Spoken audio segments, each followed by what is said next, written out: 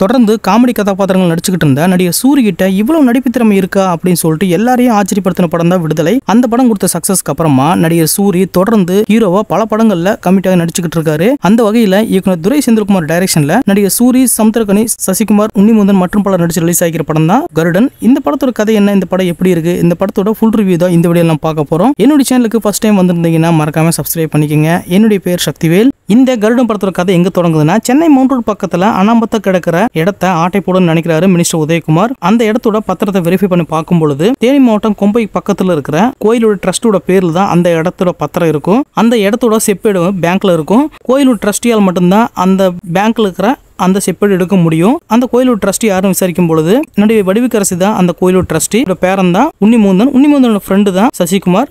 உன்னிமுந்தனோட விசுவாசி தான் நம்ம ஹீரோ சூரி. கோயிலோட ட்ரஸ்டியால் மட்டும்தான் அந்த செப்பேடு எடுக்க முடியுங்கிறதுனால மைமி கோபி என்ன பண்றாருன்னா, வடிவுக்கரசியை கொன்னுட்டு அந்த போஸ்டிங்க்கு கோபி வரணும்னு ட்ரை பண்றாரு. ஆனா உன்னிமுந்தன் தன்னுடைய விசுவாசியான சூரிய நிக்க வச்சு அந்த ட்ரஸ்டியோட பொறுப்பு கொடுக்குறாங்க. சூரியால மட்டும்தான் லாக்கர்ல இருக்கிற அந்த செப்பேடு எடுக்க முடியும். இந்த சமயத்துல தான் அந்த ஊர்ல கோயில் திருவிழா வருது. அப்போ பேங்க்ல இருக்கிற நகையும் அந்த செப்பேடும் எடுத்துட்டு வந்து கோயில ஹேண்ட் ஓவர் பண்ணணும். இந்த வேலையை நம்ம சூரி செய்யறாரு. ஆனா தன்னுடைய ஃப்ரெண்டு உன்னிமுந்தன் அந்த செப்பேடு எனக்கு வேணும்னு சொல்லிட்டு கேட்டதுனால சூரி எப்படியாவது வந்து செப்பேடு எடுத்துட்டு போயிட்டு உன்னிமுந்தன்கிட்ட கொடுக்க ட்ரை பண்ணுவாரு. இந்த விஷயம் தெரிஞ்சதுனால சசிகுமார் என்ன பண்ணுவாருன்னா, அந்த செப்பேடு என்கிட்டே இருக்கணும்னு சொல்லிட்டு அவர் எடுத்துட்டு போயிடுறாரு. ஒரு சமயத்துல அந்த செப்பேடுனால உன்னிமுந்தனுக்கும் சசிகுமாருக்கு தொடர்ந்து பிரச்சனை வந்துகிட்டே இருக்கு. அதனால இந்த பிரச்சனை தீர்க்கணும்னா இந்த செப்பேடு உங்ககிட்ட தான் இருக்கும்னு சொல்லிட்டு சசிகுமார் உன்னிமுந்தன்கிட்ட கொடுக்க வராரு. அந்த சமயத்துல நீ உயிரோடு இருக்க வரைக்கும் அந்த செப்பேடு எனக்கு கிடைக்காதுன்னு சொல்லிட்டு மைமி கோபியும் உன்னிமுந்தனும் சேர்ந்து சசிகுமாரை கொன்றாங்க. இந்த செப்பேடு விஷயம் வந்ததுக்கு அப்புறம் தான் உன்னிமுந்தனுக்கும் சசிகுமாருக்கும் தொடர்ந்து பிரச்சனை வந்துகிட்டு இருந்திருக்கும். இதனால இதுக்கு காரணமான மைமி கோபியை கொன்றாரு சூரி. கொன்னுட்டு போலீஸான சமுத்திரக்கனி கிட்ட போய் சரணடைஞ்சிடறாரு. ஒரு சமயத்துல வடிவுக்கரசியை கொன்னது உன்னிமுந்தன் தான் சூரிக்கு தெரிய வருது. இதுக்கப்புறம் வடிவுக்கரசி கொன்னதுக்காக சூரி உன்னிமுந்தன் என்ன பண்ணாரு, அந்த செப்பேடு என்னாச்சு, அந்த இடத்த ஆட்டை போட நினைச்சிட்டு இருந்த உதயகுமாருக்கு என்னாச்சு, இதுக்கெல்லாம் சமுத்திரக்கனி சூரிக்கு எப்படி ஹெல்ப் பண்றாரு அப்படிங்கறதா இந்த கருடன் படத்தோட மீதி கதை. இப்போ நான் சொன்ன இந்த கருடன் படத்தோட முக்கியமான ஒரு கான்செப்ட் என்னன்னா, கோயிலுக்கு சொந்தமான சொத்தை அடையோன்னு நினைக்கிற நண்பர்களுக்குள் நடக்கிற அந்த துரோகம் வழி கலந்த ஒரு விஷயம்தான் இந்த கருடன் படத்தோட முக்கியமான ஒரு கான்செப்ட். விடுதலை படத்துல சூரிய வந்து ரொம்ப சைலண்டான ஒரு கேரக்டர்ல பார்த்துட்டு இந்த கருடன் படத்துல ரொம்ப வயலண்டா பார்க்கும் பொழுது உண்மையிலேயே சூரி வந்து அடுத்த லெவலுக்கு போயிட்டு இருக்காருன்னு தான் நினைக்கிறேன்.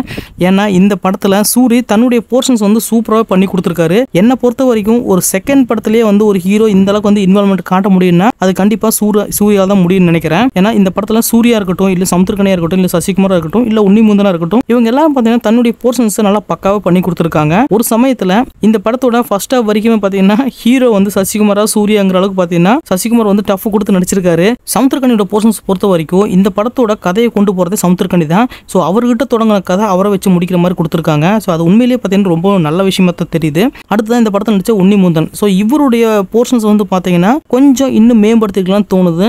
ஏன்னா பார்க்கும் பொழுது ரொம்ப ராவா இருக்க மாதிரி ஃபீல் ஆகுது. அதாவது வந்து ரொம்ப கஷ்டப்பட்டு நடிக்க சொல்லி கொடுத்து நடிக்க வச்ச மாதிரியான ஒரு ஃபீல் கொடுக்குது. ஸோ அதை கொஞ்சம் மாத்திருந்தா இன்னும் கொஞ்சம் நல்லா இருந்திருக்குன்னு நினைக்கிறேன். இந்த கருடன் படத்தோட மிகப்பெரிய பலமே பார்த்தீங்கன்னா இந்த படத்தோட ஸ்கிரிப்ட் தான். ஸோ நண்பர்களுக்குள்ள நடக்கிற அந்த விஷயத்தை வந்து ரொம்ப அழகாக காட்டியிருக்காங்க.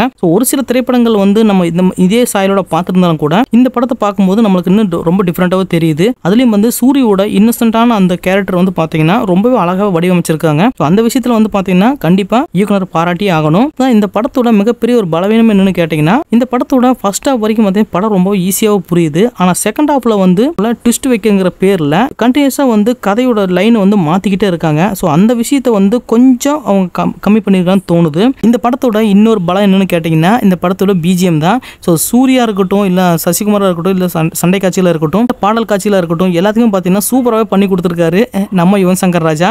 ரெண்டாவது படத்தில் நடிக்கிற ஒரு ஹீரோக்கு இந்த அளவுக்கு வந்து பிஜிஎம் போட்டு கொடுக்குறாருன்னா உண்மையிலேயே சூரிக்கு வந்து அது ஒரு பெரிய ஒரு வரப்பிரசாதம் தான் நான் நினைக்கிறேன். இந்த படத்தோட மிகப்பெரிய ஒரு பலவீனம் என்னன்னு கேட்டீங்கன்னா இந்த படத்தோட வில்லன் கேரக்டர்ஸ் தான். ஏன்னா படத்தோட ஆரம்பத்துல உதயகுமார் தான் இந்த படத்தோட மெயின் வில்லன் அப்படின்னு நினைச்சிட்டு நம்ம எல்லாம் நினைச்சுக்கிட்டு இருக்கிறோம். ஆனா கொஞ்ச நேரம் கழிச்சு பாத்தீங்கன்னா உன்னிமுந்தன் தான் இந்த படத்தோட மிகப்பெரிய வில்லன் அப்படிங்கிற விஷயத்த அவங்க முன்னாடியே ரிவீல் பண்ணிடுறாங்க. இதனால நமக்கு வந்து இந்த படத்தோட சுவாரஸ்யம் வந்து கொஞ்சம் குறைய ஆரம்பிக்குது. கூடவே இருக்கிற ஒரு நண்பனை ஏமாத்தி துரோகம் பண்ணி அந்த நண்பன் மூலியமாவே தனக்கு வேண்டியதை சாதிக்கும்னு நினைக்கிற ஒரு கேரக்டர் தான் உன்னிமுகுந்தனோட கருணா கேரக்டர். இந்த கேரக்டரை வந்து அவங்க கடைசி வரைக்கும் சஸ்பென்ஸா வச்சு ரிவீல் பண்ணியிருந்தாங்கன்னா உண்மையிலேயே இந்த படம் சூப்பரா இருந்திருக்கும் நான் நினைக்கிறேன். இவங்க வந்து வில்லன் கருணா தான், அதாவது உன்னிமுகுந்தன் தான் அப்படிங்கிற விஷயத்த முன்னாடியே அவங்க ரிவீல் பண்ணதுனால இந்த படத்துக்கான சுவாரஸ்யம் வந்து கொஞ்சம் கொஞ்சமா குறைய ஆரம்பிக்குது. சூரி கூட இருக்கிற உன்னிமுகுந்தன் தான் வில்லன் அப்படிங்கிற விஷயம் சூரி தவிர ஆடியன்ஸ்க்கு எல்லாருக்குமே தெரிஞ்சிருக்கு. இந்த படத்தில் பார்த்தா இன்னொரு விஷயம் என்னன்னா, நடிகர் சூரியோட ஃபைட் சீக்வன்ஸ் இந்த படத்தில் நிறையாவே இருக்கு. ஆனால் அவர் வந்து கஷ்டப்பட்டு ஃபைட் பண்ண மாதிரியான ஒரு ஃபீல் கொடுக்கல. காரணம் என்னன்னா, இந்த மாதிரி ஒரு கதை காலத்தில் கண்டிப்பாக ஃபைட் சீக்வன்ஸ் அதிகமாகவே இருக்கும். ஸோ இதுக்கு வந்து அவர் ஸ்பெஷலாக ட்ரைனிங் போயிருந்தால் கொஞ்சம் நல்லா இருந்திருக்குன்னு நினைக்கிறேன். ரொம்ப கேஷுவலாக வந்து ஃபைட் பண்ணுற மாதிரி ஃபைட் பண்ணுறாரு. ஸோ ஒரு ஹீரோவாக வந்து ஃபைட் பண்ணணும்னு நினச்சிங்கன்னா அதுக்கான தேவையான பயிற்சிகளை எடுத்துக்கிட்டு இந்த மாதிரி ஒரு ஃபைட் சீக்வன்ஸில் நடிச்சிருந்தாருன்னா உண்மையிலேயே இந்த படம் வந்து இன்னும் கொஞ்சம் நல்லாவே இருந்திருக்குன்னு நான் நினைக்கிறேன். இதில் இந்த படத்தை பற்றி ஒன்லைன் சொல்லணும்னா, இந்த கருடன் கண்டிப்பாக சூரிக்கு கருணை காட்டுன்னு நினைக்கிறேன். ஸோ இந்த வீடியோ பிடிச்சிருந்தா மறக்காம லைக் பண்ணுங்க, கமெண்ட் பண்ணுங்க, ஷேர் பண்ணுங்க, மறக்காம என்னோட சேனல் சப்ஸ்கிரைப் பண்ணிக்கோங்க. அடுத்த ஒரு நல்ல வீடியோவில் உங்களை மீட் பண்ணுறேன். தேங்க்யூ.